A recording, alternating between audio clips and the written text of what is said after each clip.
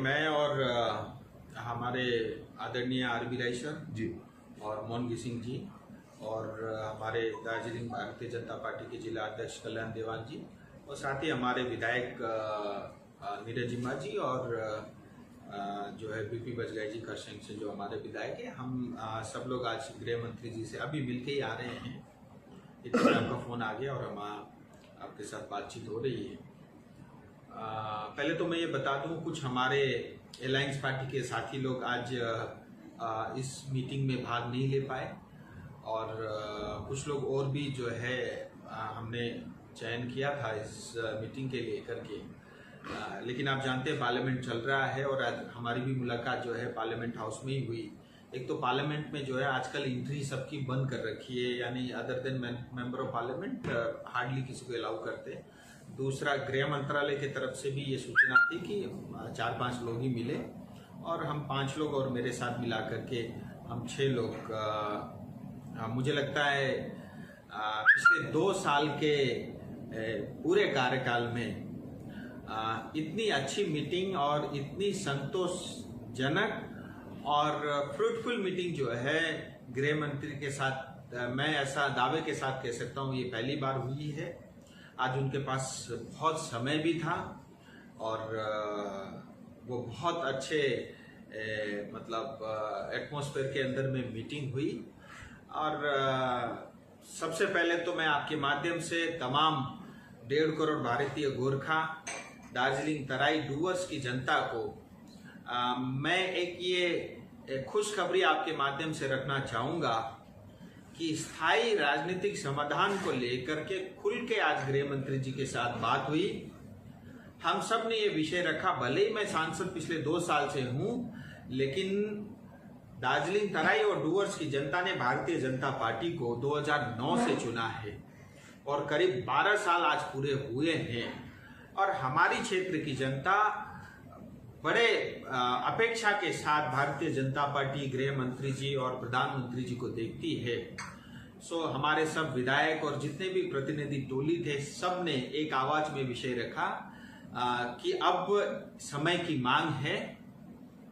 स्थायी राजनीतिक समाधान के लिए गृह मंत्रालय ऑफिशियल टॉक स्टार्ट करे ऑन रिकॉर्ड, कि गृह मंत्रालय के तरफ से ऑफिशियल लेटर जाए और वो मीटिंग हो। और यहाँ तक कि हमारे एक विधायक ने ये भी कहा कि हम चाहते हैं कि उसकी पीआईबी से लेकर के ये सब चीजें सार्वजनिक हो। सो मैं आपको ये बताते हुए काफी खुशी हो रही है, गृह मंत्री जी ने आज हम सबको ये आश्वासन दिया है कि अगले हफ्ते, आज हो गया तारीख 6, उन्होंने कहा है 12 तारीख के आसपास गृह मंत्रालय की तरफ से एक ऑफिशियल चिट्ठी इशू होगा और जितने भी हमारे क्षेत्र के और जो हमारे गोरखाओं के जो प्रतिनिधि हैं, जो हमारे इलेक्टेड मेंबर ऑफ पार्लियामेंट और हमारे विधायक हैं, उनको गृह मंत्रालय बातचीत के लिए, ट्राइपेटाइड टॉक के लिए उनको निमंत्रण देगा, स्टेट को भी निमंत्रण देगा, केंद्र सरकार भी रहेगी और सितंबर के पहले सप्ताह से ट्राइपेटाइड टॉक ऑफिशियली स्टार्ट होगा। मुझे लगता है पिछले 2 साल के लगातार प्रयास से हम आज इस स्थिति तक पहुंचे हैं और गृह मंत्रालय भी मुझे लगता है मन बना के बैठा हुआ था क्योंकि गृह मंत्री जी स्वयं दार्जिलिंग इस बार के चुनाव में आए थे। उन्होंने मन से घोषणा भी किया था, गोरखाओं के साथ हम खड़े हैं और गोरखाओं के साथ न्याय होगा और गोरखाओं से जुड़े हुए स्थायी राजनीतिक का समाधान भी हम करेंगे। सो मुझे लगता है आज उन्होंने बहुत बड़ी बात, ये सिर्फ मेरे कान में नहीं बोली, ऑफिशियली सबके साथ ये विषय रखा है कि आप तैयारी कर लीजिएगा। 12 तारीख के आसपास जो है गृह मंत्रालय की तरफ से पत्राचार होगा और सितंबर के पहले सप्ताह के अंदर में वार्ता शुरू हो जाएगी। सो मुझे लगता है हम सबकी आज की इस मीटिंग की बहुत बड़ी उपलब्धि थी।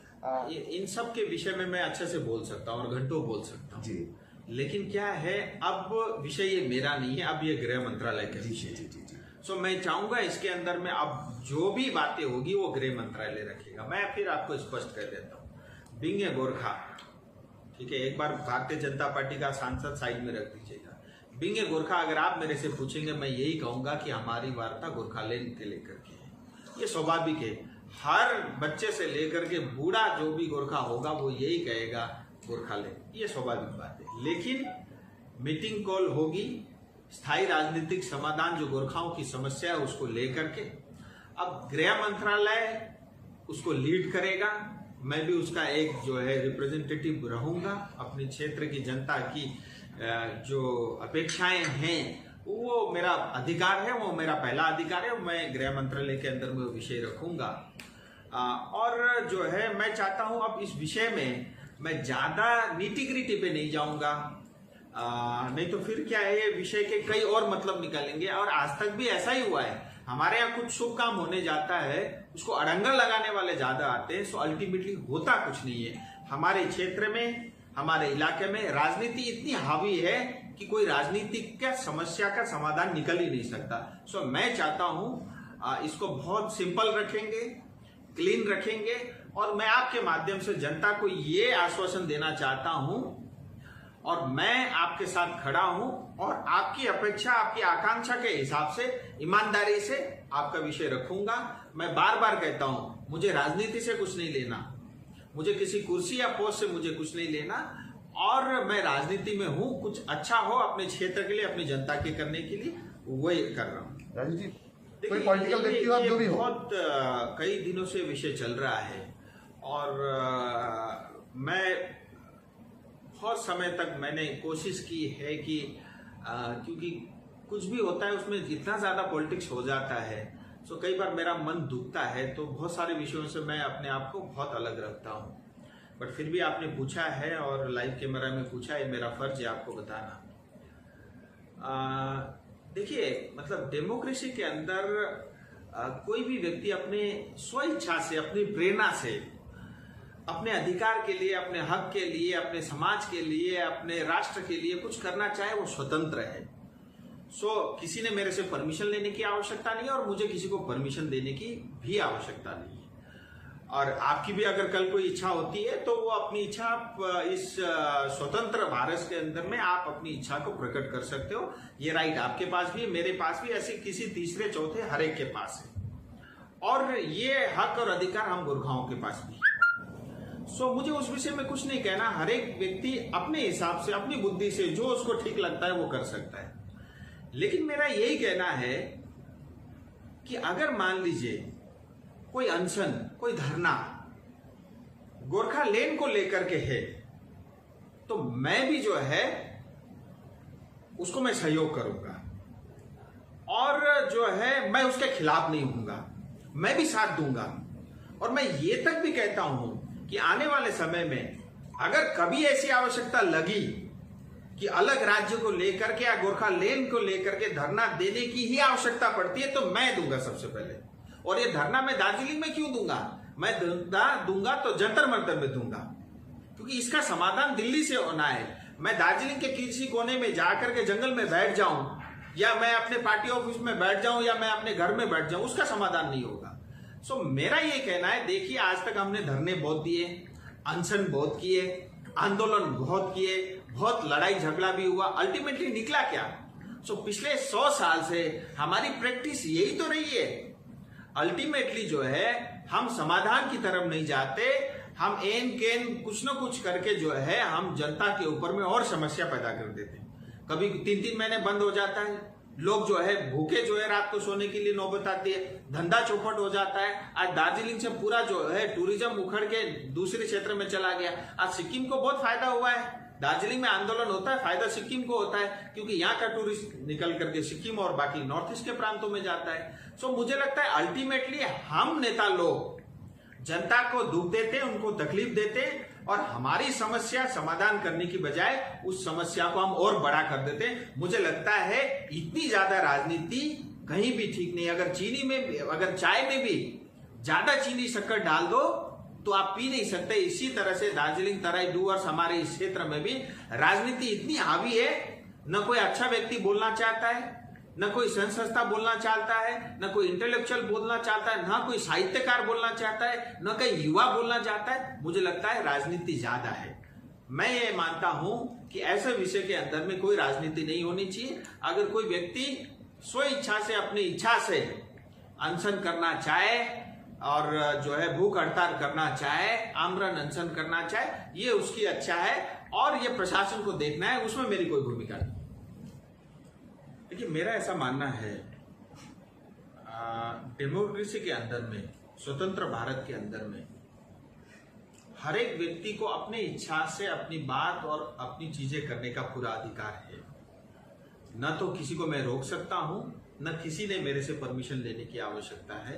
ये हम सबका अधिकार है, हम गोरखाओं को भी ये अधिकार है, मुझे उसमें कोई टिप्पणी नहीं करनी। लेकिन 2-3 चीजें मैं जरूर इसके ऊपर मैं कहना चाहूंगा। देखिए, मान लीजिए, एक तो अगर ये धरना गोरखालैंड को लेकर के होगा, मेरी भी सहभागिता होगी, मैं स्वयं भी जाऊंगा, मैं स्वयं भी बैठूंगा, लेकिन मुझे लगता है ये धरना जो है गोरखालैंड को लेकर के नहीं है। दूसरा विषय, मान लीजिए कल को अगर आवश्यकता पड़ी, आज तो केंद्र सरकार के दरवाजे भी खुले हैं। केंद्र सरकार बार बार बोल रही है कि हम गोरखाओं के साथ हैं, हम उनका समाधान करेंगे। और ऐसा नहीं कि भारतीय जनता पार्टी ने सिर्फ वचन दिया और किया कुछ नहीं। ऐसा है, समय सब चीज में लगा है, इसमें कोई दोहराई नहीं। चाहे राम मंदिर का विषय हो, चाहे 370 का विषय हो, चाहे 35A का हटना हो, हर विषय के अंदर में समय लगा है और सब काम जो है समय के साथ हुए हैं। और अगर केंद्र सरकार जो है मतलब वार्ता के लिए तैयार है, मान लीजिए मतलब बातचीत करने के लिए तैयार है, बार बार आश्वासन दे रही, मुझे लगता है आज आवश्यकता नहीं। कल अगर आवश्यकता पड़ेगी, अगर मुझे ऐसा लगेगा, बिंगे बीजेपी के सांसद ठीक है, लेकिन बिंगे एक गोरखा होने के नाते भी अगर मुझे लगा आवाज उठाने के लिए है, मैं स्वयं धरने पे बैठ जाऊंगा। और धरने पे मैं दार्जिलिंग के किसी कोने में नहीं बैठूंगा, या मैं अपने पार्टी कार्यालय में नहीं बैठूंगा, मैं जंतर मंतर में बैठूंगा अगर उसकी आवश्यकता हो। सो मुझे ऐसा मानना है कि देखिए, हमने धरने भी बहुत किए, अनशन भी बहुत किए, आंदोलन भी बहुत किए, उससे कुछ हासिल तो नहीं हुआ। अल्टीमेटली हमने जनता को ज्यादा दुख और तकलीफ दिया है, चाहे वो 2017 हो, चाहे उससे पहले के आंदोलन हो। हर एक में जो है कुल मिला के जनता की क्षति हुई है, दार्जिलिंग की हानि हुई है। हमारे यहाँ से टूरिस्ट जो है भाग के दूसरे जगह गए हैं। हमारे यहाँ चाय बागान का हमने भट्ठा बिठा दिया है, हमारे यहाँ सिंखोना बागान का भट्ठा बिठा दिया है, हमारे यहाँ एजुकेशन सिस्टम को हमने कोलैप्स किया है, हमारे यहाँ सड़कों को हमने खराब किया है। उसके लिए सब जिम्मेदार हम सब नेता ही है, उसके लिए जनता जिम्मेदार नहीं है। बेचारे जनता ने तो जब जब नेता ने कुछ कहा उसको साथ दिया है। सो मुझे लगता है ये उचित समय नहीं है और आज के दिन इसकी कोई आवश्यकता भी नहीं है।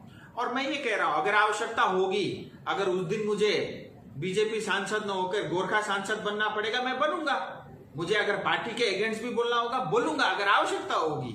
ऐसे अनावश्यक पार्टी जब कह रही है हम बात करेंगे और मैं कर रहा हूं, मैं लगातार टच में हूं, तो मुझे लगता है ये कहीं न कहीं जो है विषय को भटकाने का है। हाँ, अगर आज दार्जिलिंग में आंदोलन होना चाहिए तो वह आंदोलन टीएमसी के खिलाफ होना चाहिए, आंदोलन होना चाहिए ममता दीदी के खिलाफ होना चाहिए, आंदोलन होना चाहिए हमारे यहाँ इतने भाई बहन जो शहीद हुए हैं, मैं एटलीस्ट उनके साथ खड़ा होकर के आंदोलन करना, ये मुझे लगता है उचित नहीं है। और आंदोलन होनी चाहिए तो ममता दीदी और टीएमसी के खिलाफ होनी चाहिए, मेरा ऐसा मानना है व्यक्तिगत रूप से।